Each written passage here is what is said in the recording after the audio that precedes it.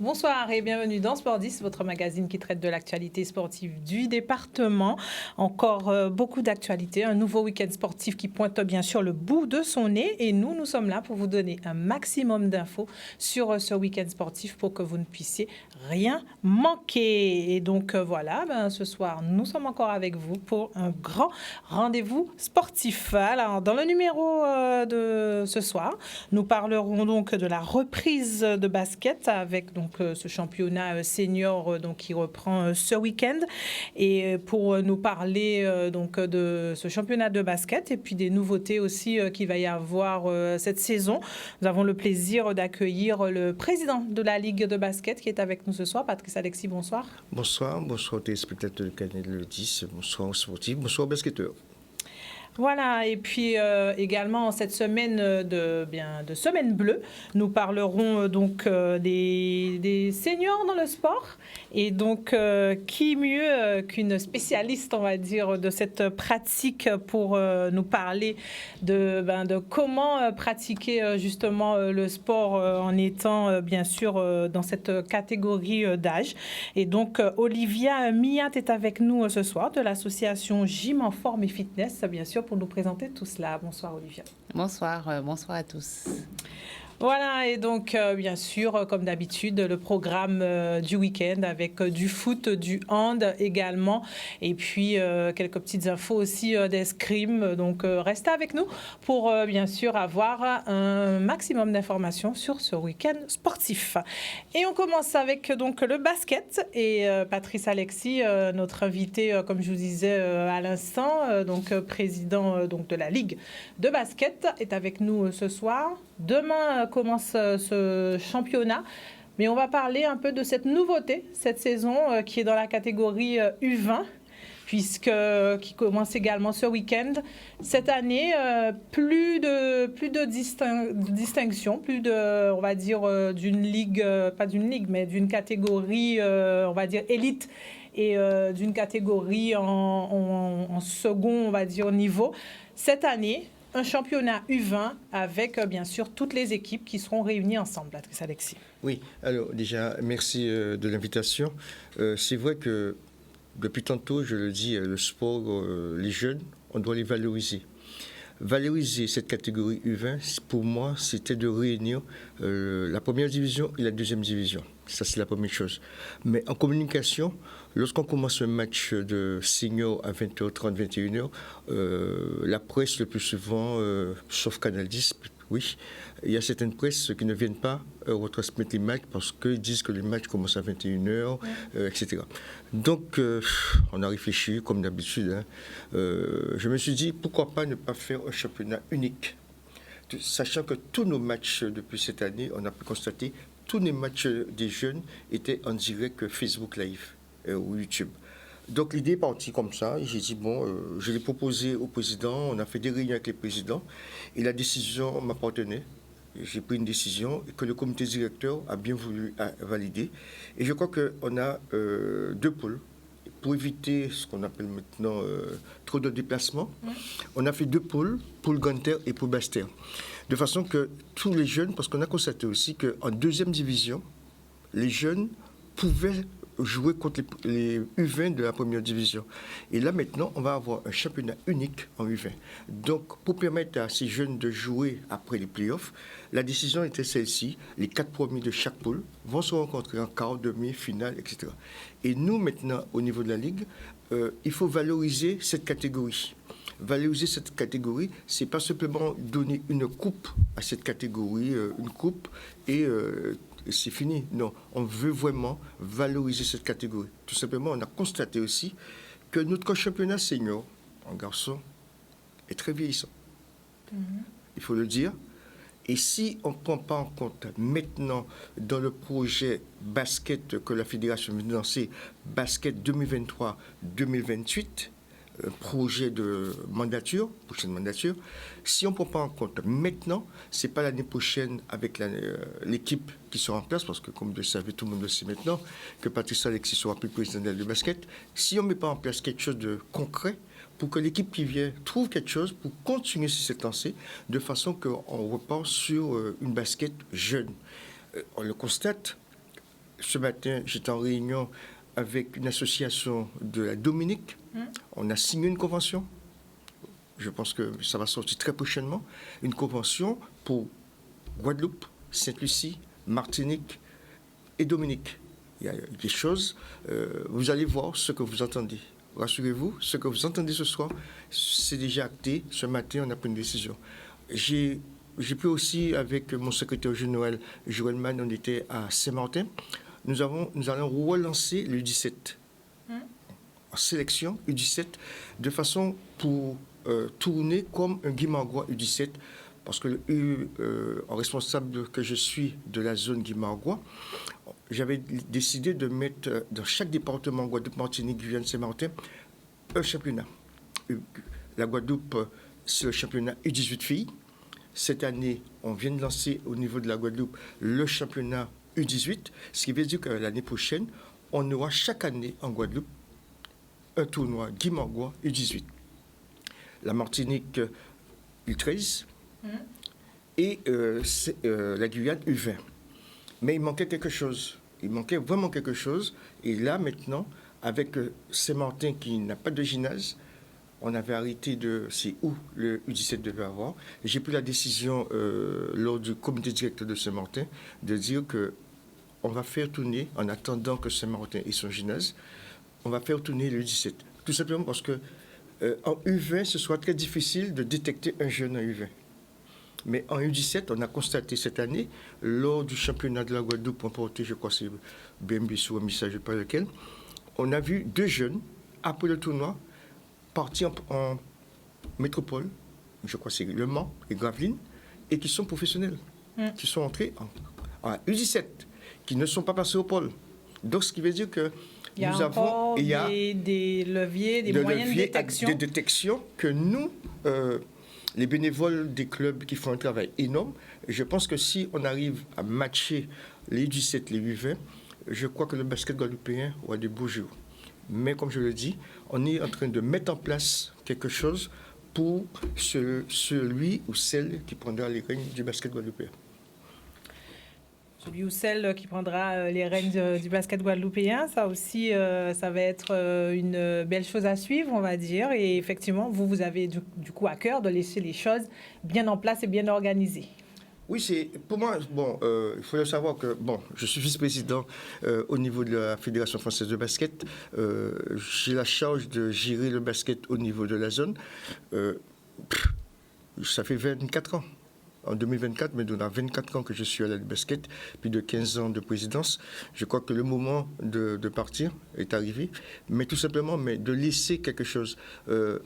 Bien souvent, lorsque j'avais lancé, je prends un exemple, le retour à l'investissement, on pensait que c'est de l'argent. Non, il n'y a pas simplement l'argent.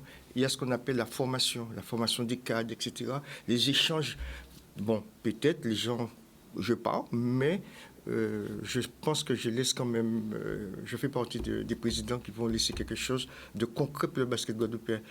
Parce que lorsque je regarde le nombre de licenciés que nous avons maintenant, au niveau des jeunes, c'est énorme. C'est énorme, cette génération qui arrive. Quand je suis allé en réunion mercredi à Bastère avec le BTB, quand le BTB me dit, président, je refuse des jeunes. Je refuse des jeunes basketteurs. Cet après-midi, j'ai eu un journaliste qui m'a dit il a emmené ses 2 enfants au BMBC, ils l'ont refusé. Parce qu'il faut savoir que maintenant, on fait du micro-basket de 4-5 ans, micro-basket. Et maintenant, en tant que responsable de ligue, je ferai une réunion très rapidement avec le comité directeur pour trouver des leviers pour permettre de ne pas refuser ces jeunes. Si on vient chez nous, c'est qu'il y a quand même une attraction dans les clubs. Maintenant, il faut aider les clubs, soit par la formation, soit c'est manque de cadre, mais il faut trouver, j'ai une petite idée dans la tête, pour permettre à ces clubs de s'occuper de ces jeunes. Bon, la région vient de lancer une opération au niveau du CREPS. Il y a le 3-3. Il y aura 2 terrains de 3-3 au CREPS qui seront livrés, je crois, en novembre ou en décembre.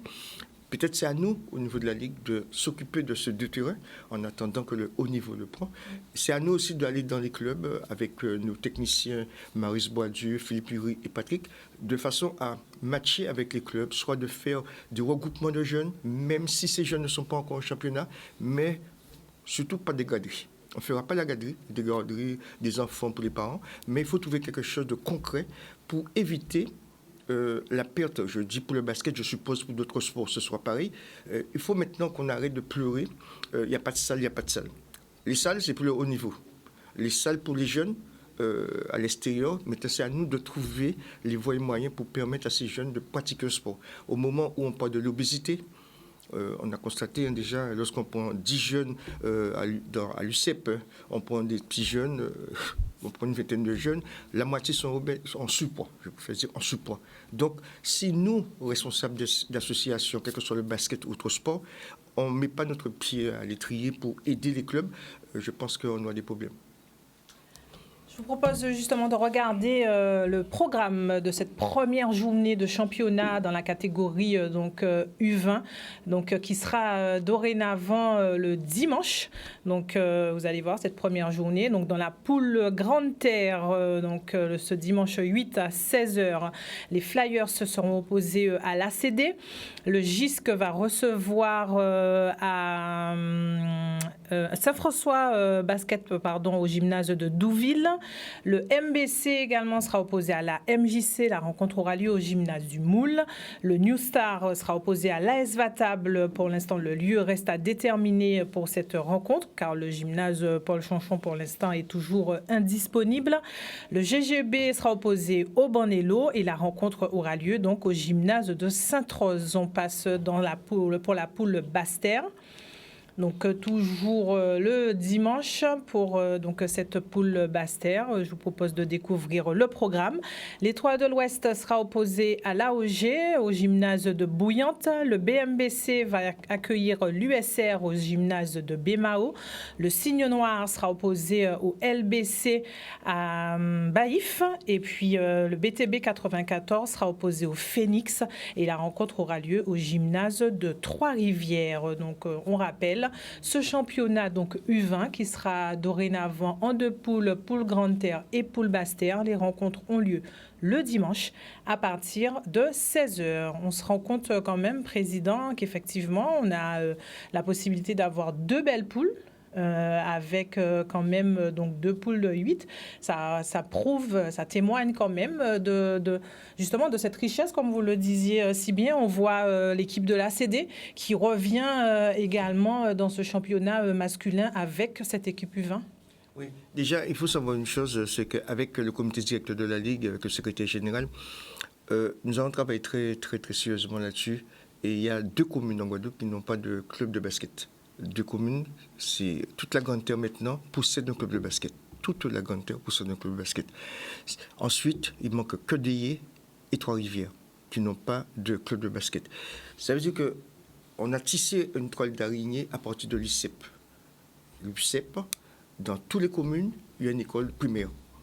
Donc pour nous, on n'est pas encore dans le haut niveau, on est dans la formation. Et lorsqu'on regarde le travail de l'équipe en place pour la commission 5-5, Madame Ramier Sandrine, lorsqu'on produit un calendrier de telle sorte, le dimanche après-midi, on va matcher ces jeunes de U20 avec les filles, de façon pour valoriser aussi le basket féminin. Donc, on est en train de réfléchir, soit on va décaler d'1 heure en montant les U20 et enlever le rideau de ces filles, de ces garçons, ils vont avoir un match masculin.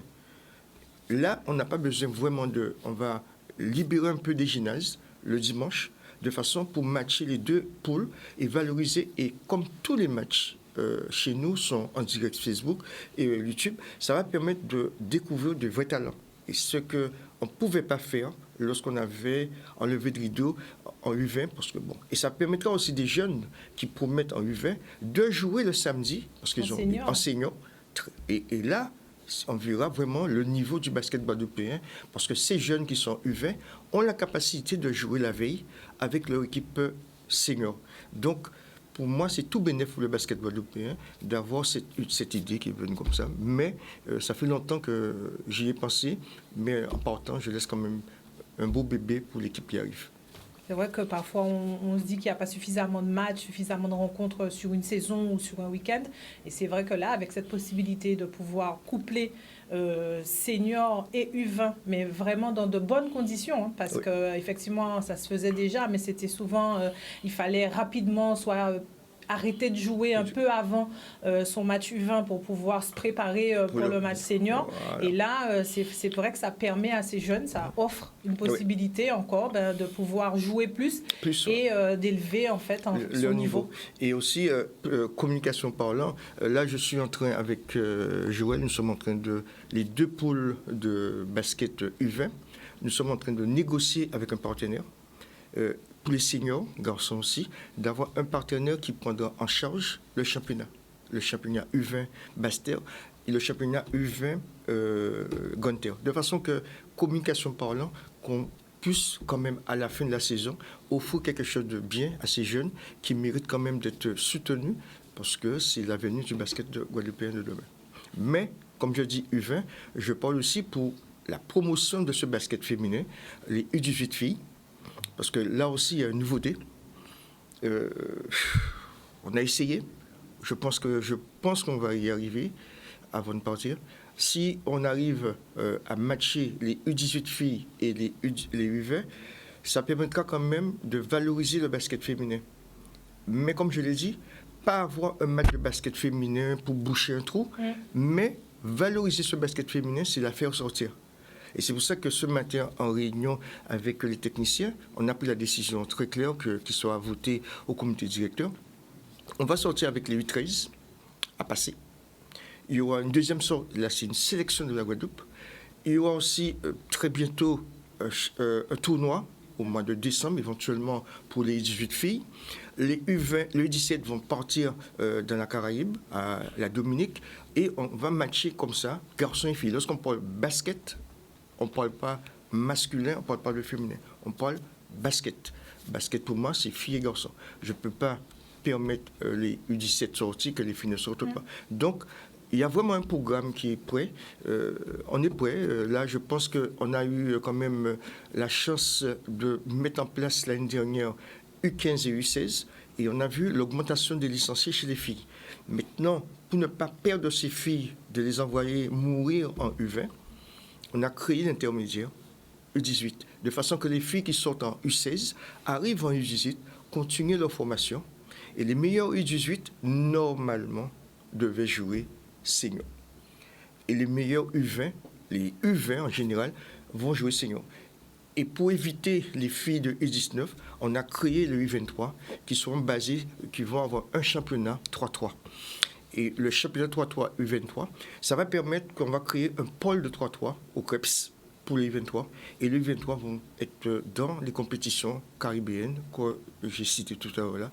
Les U23 filles vont jouer là-dedans. Et les meilleurs U23 en 3-3 vont tout de suite rentrer en senior. Donc c'est vraiment un programme bien étudié et que je pense que ça va rentrer dans un programme politique général pour la de basket, pour l'équipe qui arrive, de préparer vraiment un programme. Et tout est déjà prêt. Maintenant, c'est à eux maintenant, la balle de leur camp.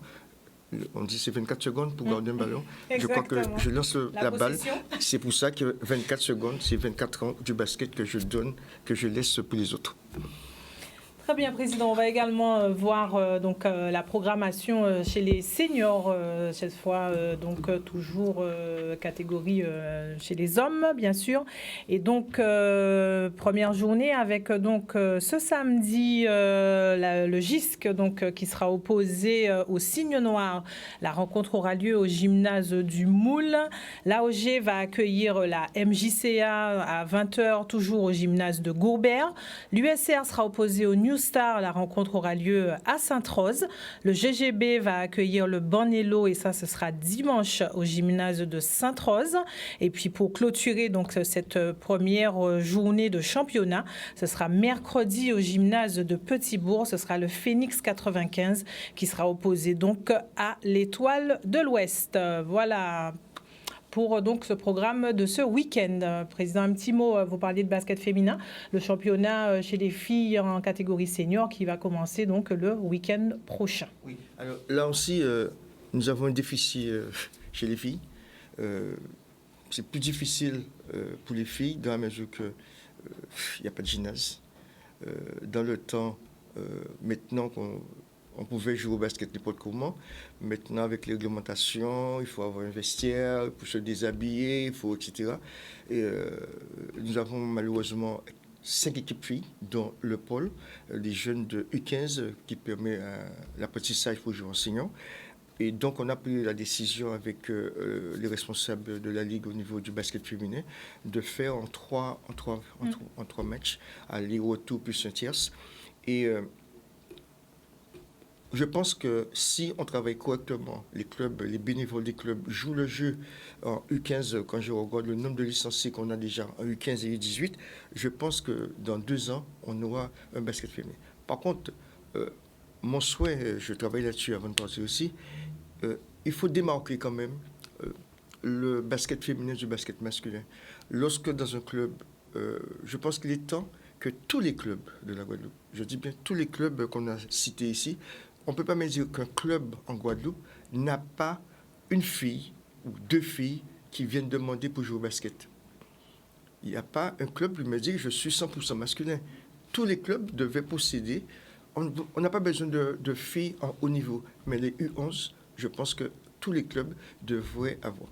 Et je pense que quand j'ai lancé cette idée pour les garçons U11 obligatoire, où j'ai failli perdre ma présidence à cause de ça, où j'ai dit obligatoire pour les U11, je pense que c'est là que j'ai loupé quelque chose pour les filles. J'aurais dû dire obligatoire aussi pour les gars et pour les filles en U11. Parce que je pense que lorsqu'on travaille avec l'UCEP, on ne travaille pas avec l'UCEP simplement pour les garçons. On découvre des filles à l'UCEP. Donc ces filles-là devraient aller dans les clubs. Lorsqu'ils arrivent dans les clubs, il n'y a pas de basket. Comment voulez-vous qu'un parent quitte la région bastérienne pour venir en Grande Terre mettre sa fille au basket? Donc ça veut dire qu'il y a un problème au niveau des clubs. L'erreur, on va le faire rapidement. Ça veut dire que avec l'IFBB que dirige Astrid Jen et Patrick Cam au niveau technique, on va mettre en place très très rapidement la formation BF jeune, BF éducateur, de façon à permettre au club d'avoir des entraîneurs en BF pour aller récupérer ces filles juste pour faire l'animation. Et nous, au niveau de la Ligue, je dis ça encore ce matin à Joël, il faudrait que nous aidons ces clubs. Pas les licences sont gratuites. On va laisser la liste parce que déjà c'est moins 11 ans. Les licences gratuites et trouver d'offrir des ballons. Opération. Jamais sans ma copine. Je viens avec une copine, tu viens avec ta copine, on donne un ballon rose, etc. Comme c'est Octobre Rose, on va donner des ballons. Mais il faut trouver quelque chose pour attirer ces enfants. Pas tout de suite dans la compétition, juste la découverte, les aider. Et à partir de là, si, comme je viens de dire, lorsqu'on parle de Pointe-à-Pitre, on fait le tour de la Grande Terre, il y a un club. Le Moule devait avoir un club de basket féminin, Sainte-Anne devait l'avoir. Les enfants qui ne peuvent pas sur Saint-François iront à Sainte-Anne. Ceux de Sainte-Anne qui ne pourront pas, le club féminin, iront au Gosier. Ceux de Petit Canal iront à Mornalo, parce que Mornalo va avoir un super gymnase bientôt. Mornalo vient de créer son club il y a 15 jours, vous êtes au courant. Donc, il y a un club à Petit Canal, il y a un club à Port-Louis, il y a un club à Anse-Bertrand. Donc, la Grande Terre, maintenant, on devait avoir en Grande Terre, dans tous les clubs de Grande Terre, un club féminin. Pas un club féminin pour jouer l'élite, mais un club féminin pour faire la découverte du basket féminin. Très bien, Président. Restez bien sûr avec nous, puisqu'on a encore pas mal de choses à vous faire découvrir, notamment le sport chez les seniors avec Olivia Millat. Et bien sûr, je vous propose de retrouver tout ça juste après la pause. De retour sur le plateau de Sport 10 avec donc mes invités du soir, Patrice Alexis avec qui on a fait le tour sur cette reprise de championnat et les nouveautés et puis bien sûr les objectifs de la Ligue pour cette dernière année de mandature de Patrice Alexis à la tête de la Ligue de la Guadeloupe de basket. Et puis bien sûr Olivia Miat de l'association Gym en forme et fitness qui est avec nous également. Olivia, bonsoir. Bonsoir. Alors, en cette semaine bleue, on va parler du sport chez les seniors. On sait que vous n'aimez pas parler de personnes âgées ou de ce genre de choses. Pour vous, il n'y en a pas. Ce sont tous des jeunes. C'est exactement ça. Et qui ont le droit et qui ont, on va dire, qui ont même cette possibilité, cette faculté de pouvoir pratiquer du sport. Et donc, vous leur proposez, bien sûr, de pratiquer en toute sécurité, en toute sérénité et voir bien sûr toutes ces possibilités qui peuvent s'offrir à eux.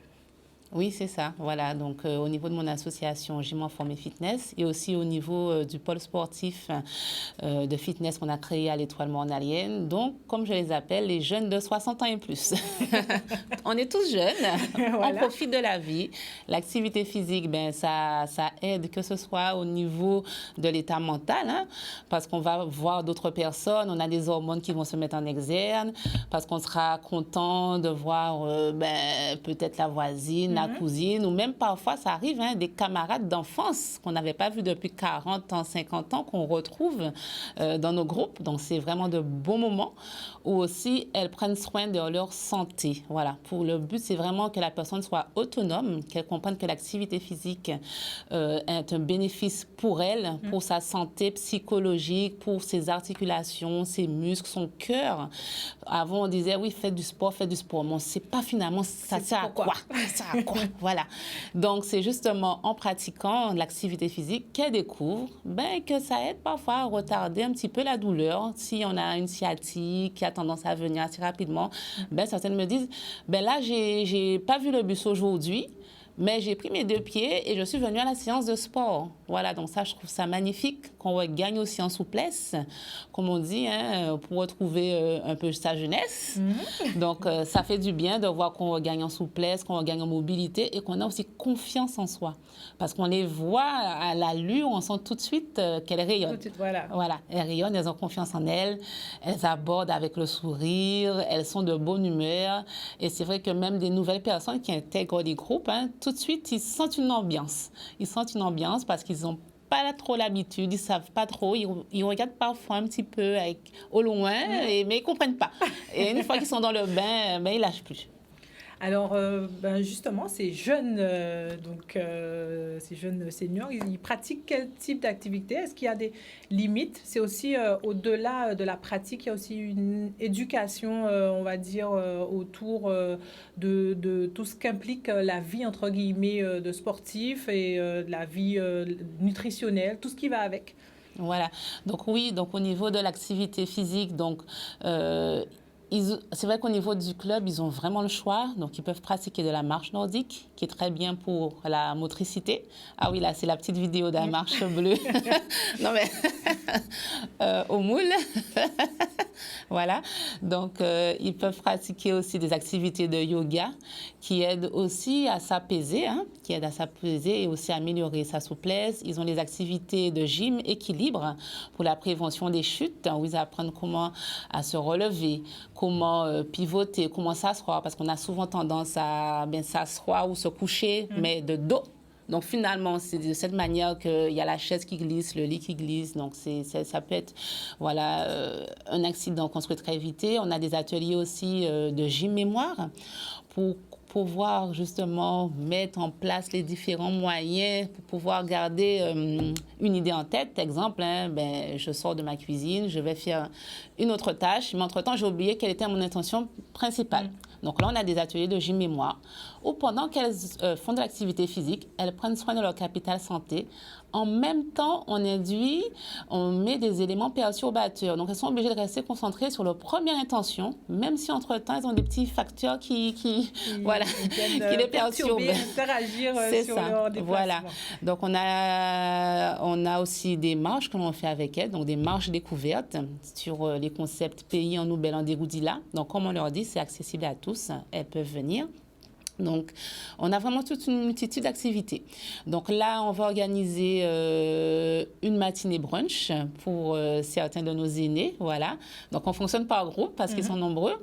Donc, à Taonaba, le mercredi 18 octobre, où justement, ce sera une matinée où elles auront des jeux. Donc, que ce soit des jeux manuels, des jeux en temps longtemps, comme on dit, mais aussi des ateliers de gym douce, parce qu'elles ont toutes des pathologies différentes. Donc, on ne peut pas donner les mêmes indications à tout un chacun. On est obligé d'adapter à chaque fois les séances. Donc, il y aura des ateliers aussi. Il y aura le mercredi 25 octobre, on a un événement, les seniors à l'honneur. Et là, justement, il y aura une psychologue qui sera là pour pouvoir les écouter. Voilà, pour pouvoir leur donner confiance en eux et leur dire que tout est possible en fonction de ses moyens. Donc, lors de cette matinée aussi, on va parler du bénévolat, voilà, parce qu'en tant qu'association, pour pouvoir continuer à fonctionner, à vivre. Mais surtout pour promouvoir le sport santé, on a besoin aussi de bénévoles pour nous aider dans ces tâches. Donc, je dirais même que danser fait du bien parce qu'on va faire une sortie en boîte, voilà, avec nos aînés. Donc, je l'ai dit, les groupes qui vous regardez, on va tous danser à l'instant Club Discothèque le 16 novembre. Donc, comme je leur ai dit, préparez-vous. On va transpirer et attention aux plus jeunes, voilà. On se rend compte que c'est un programme qui est riche, qui est donc étalé donc, sur une année, hein, donc beaucoup de choses. Ben justement, beaucoup de choses. Est-ce que ça demande aussi beaucoup de personnes? Vous parliez du bénévolat. Donc, comment fonctionne l'association pour pouvoir être aux côtés de toutes ces personnes pour leur faire vivre de bons moments sportifs, notamment? Donc, en fait, on a nos collègues, collaborateurs, éducateurs sportifs. On a aussi les médecins, on a des kinésithérapeutes, on a des diététiciens, on a des nutritionnistes, on a des psychologues, sophrologues. C'est vraiment toute une équipe qui nous accompagnent pendant toute l'année, auxquels aussi on fait appel à leur générosité pour nous aider, parce que nous sommes association, donc il faut avoir un fonds. Comme on dit, si c'est gratuit, c'est que derrière, il y a eu quelque chose. Donc, c'est soit qu'il y a eu du bénévolat de la part de ces personnes, ou sinon qu'il y a eu des fonds dédiés qui nous ont permis de réaliser l'action. Donc, surtout aussi, on a beaucoup de bénévoles que je tiens à remercier, parce qu'on fait tout au long de l'année beaucoup d'actions, ils nous accompagnent, ils nous suivent, toujours avec le sourire, ils nous redemandent encore de venir. Donc voilà, bénévoles et réseau professionnel qui est très important. Les associations partenaires aussi, parce qu'on fonctionne beaucoup avec les associations partenaires. J'ai ma collègue Souhait Tendance qui s'occupe de tout ce qui est Nord Grande Terre. J'ai mon collègue aussi Colotony du côté de Basse-Terre avec Bodysun Coaching. Donc c'est vraiment un maillage que l'on fait pour qu'on puisse vraiment pouvoir proposer de belles choses. Donc vraiment, j'inviterais à pratiquer une activité physique, à rejoindre un groupe, de faire ce que vous aimez. Surtout, ça aide à réduire l'isolement, de ne pas se sentir seul, aussi de découvrir son potentialité et de se dire que finalement, on n'est pas si vieux, on n'est pas si vieille que ça. J'ai de beaux jours devant moi. De beaux jours, en tout cas, votre association en a. Donc, c'est vrai que, du coup, l'ambition pour Gym en forme et fitness dans les jours, dans les semaines à venir, dans les mois à venir, ce serait quoi? Alors, donc, qu'on puisse continuer à mettre en place nos ateliers, parce qu'on met aussi des ateliers en place sur toute la Guadeloupe et les dépendances, des ateliers à destination toujours des seniors, donc dans le bien vieillir, où on aborde des thématiques telles que le dentaire, l'alimentation, la nutrition, le sommeil. Donc, c'est vraiment tout un panel. On a les ateliers de la gym équilibre, qu'on puisse pouvoir continuer à faire la promotion des bienfaits d'activité physique, de la bonne hygiène de vie. Et vraiment, on fait souvent aussi des journées ouvertes à tous. Voilà, ouvertes aux seniors, de leur dire n'hésitez pas, venez, appelez, soyez curieux de découvrir, pas d'appréhension, parce que ça nous fera que du bien. Ça nous fera tous que du bien. On est une population qui est vieillissante. il ne faut pas attendre d'ici 2030 quand on sera le 3e voilà, département le plus âgé de France. Voilà. Donc, voilà, profitons de tous les bienfaits. Si on peut se baisser, tirer les bras, les jambes, tant qu'on peut faire, on bouge. Donc, profitez-en et n'oubliez pas, voilà, l'association est là pour tous les seniors. Si jamais, donc justement, on veut vous contacter, on veut mettre en place ce type d'activité avec une autre association ou éventuellement dans un coin de la Guadeloupe, comment on fait? Voilà, donc vous pouvez nous contacter au 06 90 82 95 22. 06 90 82 95 22. Donc il y a aussi parfois beaucoup d'autres associations qui nous demandent de mettre en place des journées thématiques pour eux et on n'hésite pas dès qu'on peut, voilà.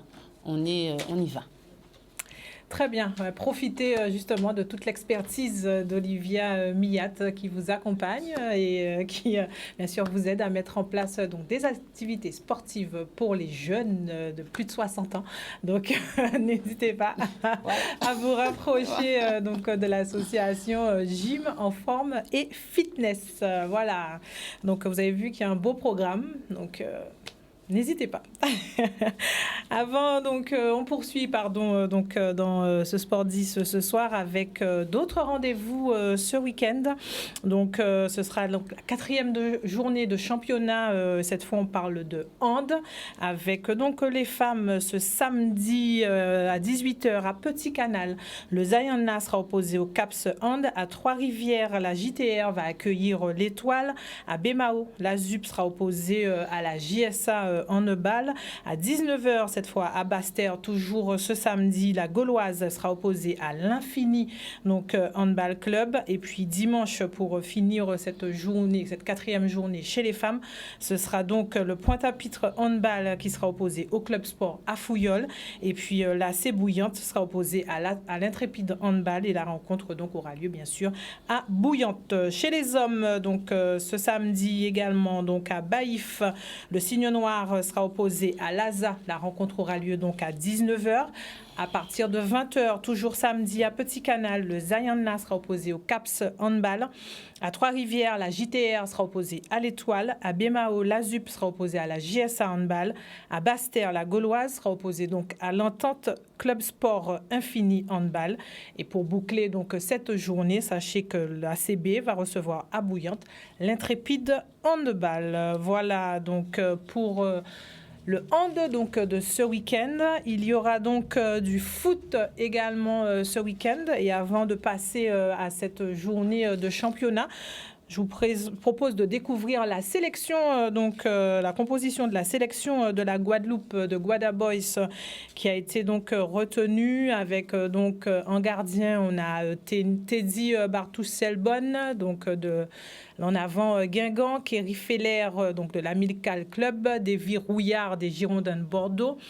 En défense, on a Michael Alphonse, Cédric Avinel, Stevenson Casimir, Hans Dezac, Mehdi Lima, Jérôme Roussillon, Christian Senneville. En milieu de terrain, Quentin Annette, Alexandre Arénat, Kévan Beaumont, Marcus Coco, Andrea Gravillon, Jordan Leborgne, Morgane Saint-Maximin. Et puis en attaque, Kylian Bévis, Steven Davidas, Mathias Phaéton, Ange Freddy Plumin, Dimitri Ramotte et Vikash Tillet. Donc voilà pour les Guada Boys. On rappelle donc que la prochaine échéance sera le week-end prochain au stade de Sainte-Anne pour les Guada Boys dans cette Gold Cup face à Sainte-Lucie. Voilà, donc maintenant on passe à la régionale 1 Vito. Et donc, cette journée qui aura lieu donc à partir de demain. Voilà, 5e journée de championnat. À 20h30, la solidarité scolaire à Bémao sera opposée donc à l'Étoile. La Juventus va accueillir le Sirocco à 20h30, toujours à Sainte-Anne. La rencontre AS Gosier-Cerfa a été reportée. Le CSM va accueillir le dimanche 7, non c'est ce soir, pardon, on est le 6, donc c'est ce soir les 2 premières rencontres. Et à partir de demain, le CSM sera opposé donc à 15h30 à la Jeunesse Évolution au Moule. L'US Combrefort va accueillir l'Amicale à Capesterre de Capesterre-Belle-Eau à 15h30. Le Sporting sera opposé au Phare. La rencontre aura lieu à 15h30 toujours à Bémao.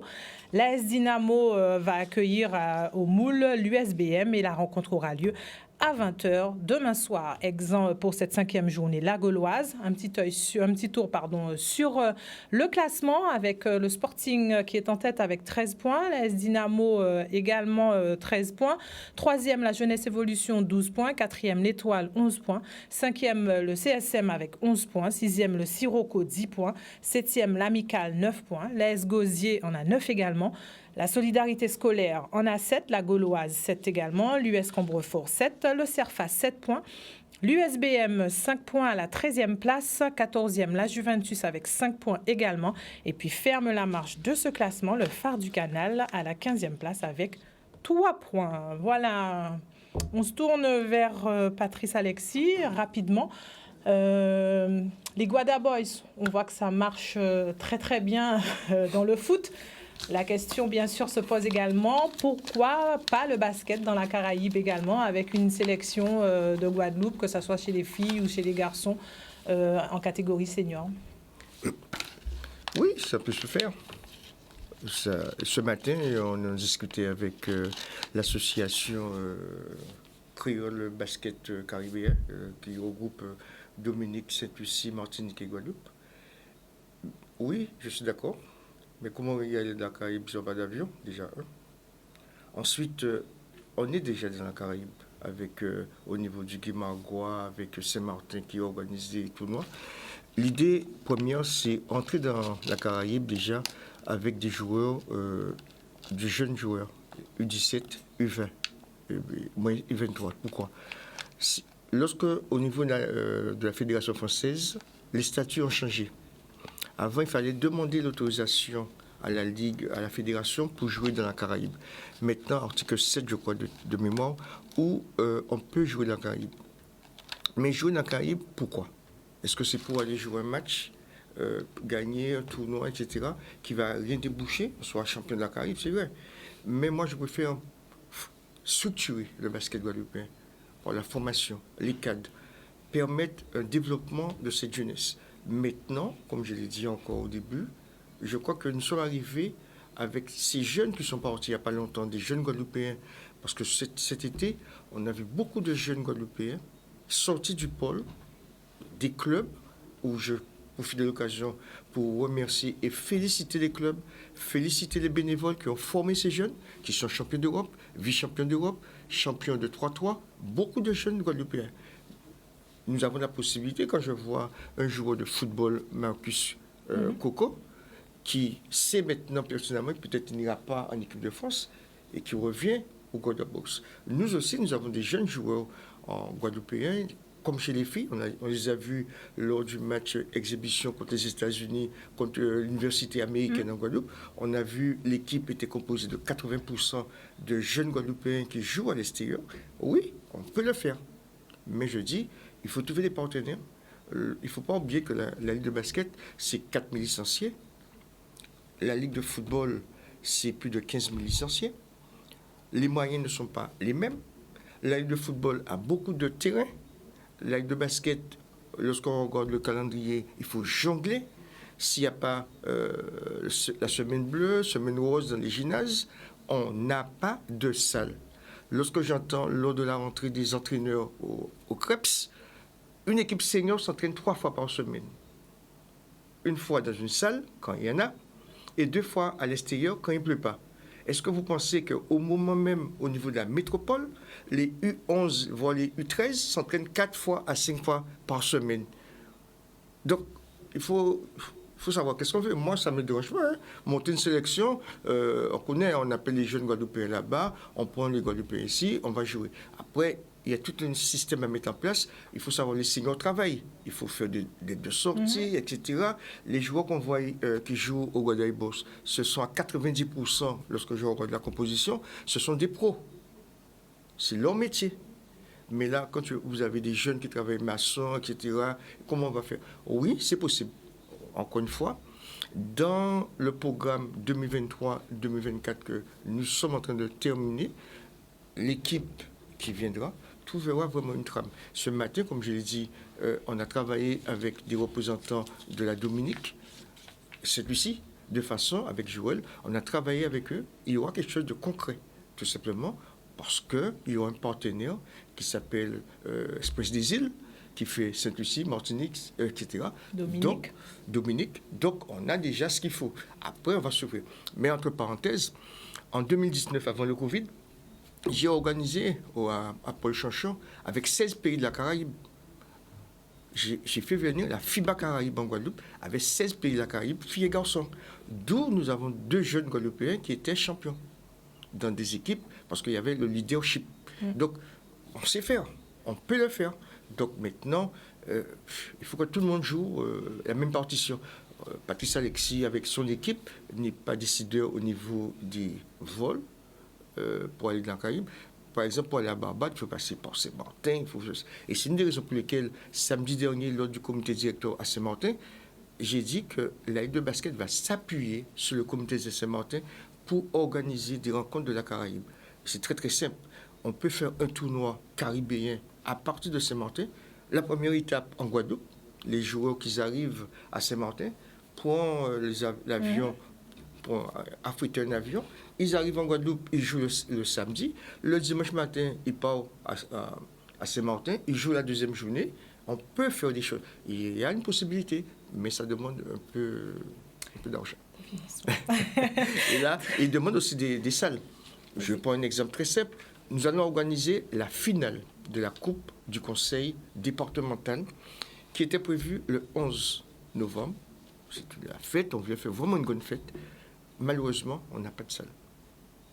Donc, on est obligé, je tiens quand même officiellement à remercier la ville du Gosier qui va nous mettre à disposition le Palais des Sports le dimanche 12. On va avoir la finale chez les filles MJC, la GGB, et chez les garçons EDO GGB. Je tiens quand même à dire qu'il y a 2 équipes du Gosier. Donc, on comprend l'intérêt. Mais quand même, il faut savoir que la veille, il y a un spectacle au niveau du gymnase et travailler le lendemain pour nous donner la salle. Il fallait quand même le dire pour remercier la municipalité avec son équipe. Mais ce n'est pas facile. Je vous assure que quel que soit le club en Guadeloupe, pour y aller, je prends des exemples. EDO qui va jouer la finale va avoir son terrain au mois de janvier. EDO va avoir son terrain pour jouer. Heureusement qu'à côté, il y a Bouillante. Pointe-à-Pitre, on espère, parce que Pointe-à-Pitre, on espère peut-être à la fin du mois. Donc, Bémaro va fermer très bientôt. Donc, qu'est-ce qu'on peut faire? Bon, moi, je ne suis pas devin, j'essaye, mais je pense qu'on a de quoi pour travailler à l'extérieur, comme disait Mme Miani, c'est ça? Donc, il y a moyen de le faire, mais je tiens vraiment à tirer le chapeau aux bénévoles. Parce que c'est pas facile. C'est vraiment pas facile avec les bénévoles des clubs pour faire évoluer ces jeunes. Et pourtant chez les jeunes, nous avons tous les résultats qu'il faut. Vainqueur du Gourmand à Gouache chez les filles. On a des joueurs qui jouent.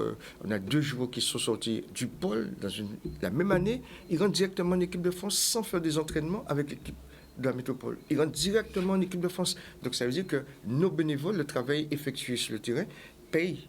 Maintenant, comme dit Mme Méridan, peut-être il faut mettre la Caraïbe. Est-ce que c'est la Caraïbe va nous aider à avoir des terrains? Non, je ne pense pas. Mais je pense que pour la vitrine du basket, oui, pourquoi pas, de mettre en place une équipe 50% de jeunes de l'extérieur, parce que nous avons des jeunes en Italie, nous avons des jeunes aussi comme le football en Italie, en Allemagne, en France, en métropole, donc prendre les meilleurs aussi. Mais il faut savoir que la majorité des jeunes guadeloupéens, ce sont en métropole. Donc on peut, mais à quel coût? C'est à réfléchir en tout cas. Je ne serai pas là. Voilà, donc un petit mot rapide aussi, Olivia Millat, avant de clôturer rapidement. Oui, donc on reprend à Mornalo le concept, Vine bouger pour santé, donc tous les vendredis soirs du mois. Donc premier vendredi, on reprend les activités avec de la danse. Deuxième vendredi de chaque mois, du fitness. Troisième vendredi de chaque mois, on a de la salsa. Et le quatrième vendredi, de la zumba, pour le plaisir de tout le monde. Voilà, donc n'hésitez pas. Et donc, bien sûr, un petit mot juste avant de se quitter pour dire que donc, une délégation d'escrime également s'est envolée cette semaine pour le premier circuit national en catégorie M17 et M20, donc en fleuret et en épée. Yael Ruff de Haas sera donc au Havre dans la catégorie M20 pour l'épée, pour défendre donc les couleurs du pôle. Et en fleuret, donc il y a Nègre Joël, Núñez de Souza, Ileana, Lambeau Sahel, Boniface Ulrich, Richardson Owen, Naejus Juliane et Evuor Dan. Voilà, donc eux, ils seront du côté de Muret donc, pour cette première compétition. Et donc, ils sont accompagnés de Jérémy Delague, le nouvel entraîneur du pôle escrime donc, de Guadeloupe. Voilà, vite fait aussi, vous le verrez, je pense, en clôture. Il y a aussi du karting ce week-end avec le trophée de Hans Bertrand, donc un trophée de karting qui sera organisé donc, du côté d'Hans Bertrand ce dimanche 8 octobre.